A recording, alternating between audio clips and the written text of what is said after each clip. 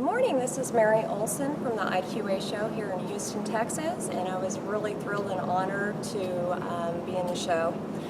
What you see here is my quilt, Midnight at the Celtic Garden. My husband's actually the designer on the quilt, and he freehand draws the design, and I take it from that to the actual quilt. He has no desire to touch a sewing machine. And this one is actually a first of many for me. This was my first one on a long arm. And I so don't recommend learning on a show quilt. That's my number one tip. It was also the first time I had ever done crosshatch or pebbles or even feathers. So there was a lot, plus trapunto. And the trapunto, it was funny because I told my husband hours of cutting. I said, this better make a difference.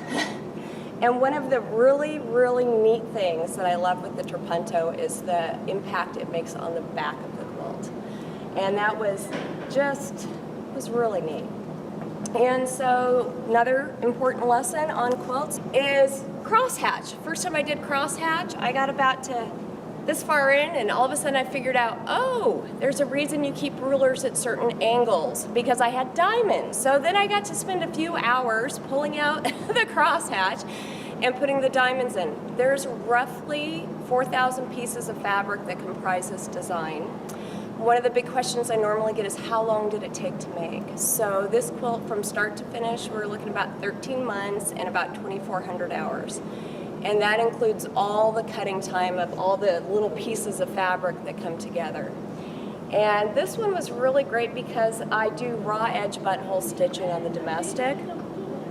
And so to move this much fabric, it's a large quilt, it's hard to do. So it was definitely one of those things that I was able to actually take the center panel and then do the four, connect the borders out. So the last things that actually went on this quilt was the Celtic border and the four circles. One of the things I'd love to show you is the back. Now I went with a neutral thread, and so I'm hoping this shows up.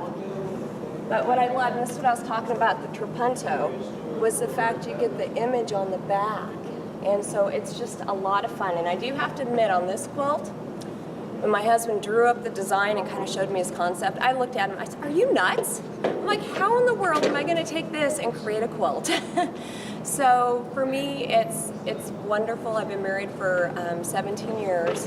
To have something from his spirit that he creates the design, and to take that paper drawing and transform it into a quilt. So I'm truly blessed. Thank you.